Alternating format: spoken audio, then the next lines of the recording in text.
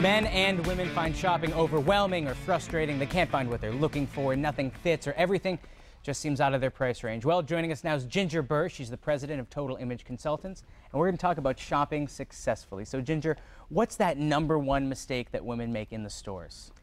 Buying an orphan.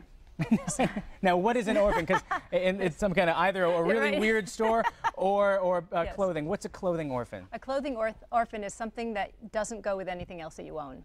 So you may love it, you may think it's beautiful, maybe exactly what you're looking for, but if you get home and you cannot make a complete outfit, you'll never wear it, and it'll just be a big waste of your money. Even if you got it on sale, it's still a big waste of your money. Instead, then, it's all about coordination, then, I would guess. Absolutely, yes. Even if you're buying a single item, you need to figure out how it fits into the whole frame. Yes. What are some ways that you can do that? Maybe, do you want to have blouses in mind if you're pants shopping, or how would one create that look? Well, when you're in the store, you want to think about, what do I have at home? Do I have the right shoes to go with this? Do I have the right top to go with this? Can I complete an outfit with things I have at home? If you can't, then you want to look for things in the store that you're in right then and there to make a complete outfit, because you want to make sure when you get home you have at least one way that you can wear it, and then you can add to it after that. And if you can't, then leave it in the store. You know, so many people have a camera phone these days. I wonder if maybe the best thing to do before you go in a big shop is to take pictures of what you own in your closet. Yes, it's a great idea. All right. Absolutely. Now, Ginger, I have a question for you that it's kind of personal. I'll go to the store sometime and I'll see these mannequins and I'll say, hey, that's one cool looking mannequin. And then I get it at home and I don't look anywhere near the mannequin. I mean, I realize I don't have the mannequin six-packs, but why is it deceiving to not get, the clothes that are on a mannequin? Well, first of all, you have to think, is it your style? So you may like it, but does it really actually suit who you are as a person and your personality?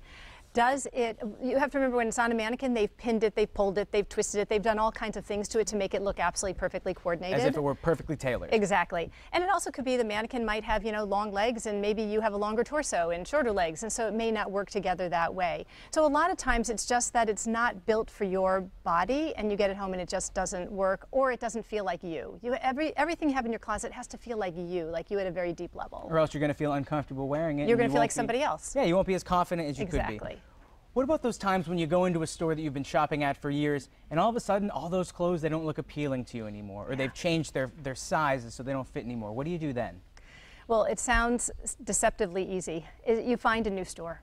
And in fact, I recommend that everyone have at least 2 to 4 stores that they can go to regularly for just the reasons you're talking about, and/or because sometimes, our bodies change.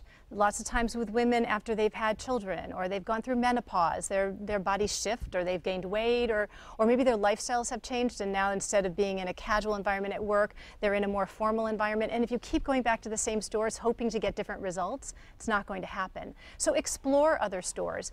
The other thing that I find is that a lot of times women in particular, because I work primarily with women are afraid of boutiques. They think pricey, they think the saleswomen in there are not going to be friendly. And I have to tell you that 99% of the time I find that those things are not true.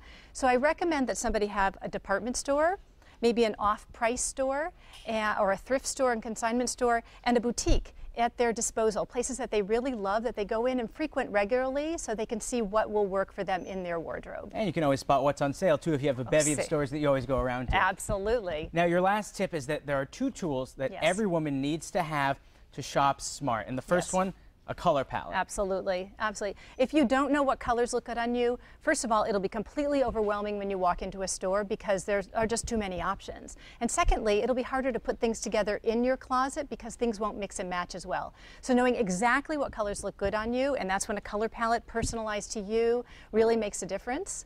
So that's one. And then the other one is having a tailor. And women in particular, men are used to this, but women a lot of times think, well, I don't need a tailor. They should just fit me perfectly from the store. And that really reduces the number of options that you have.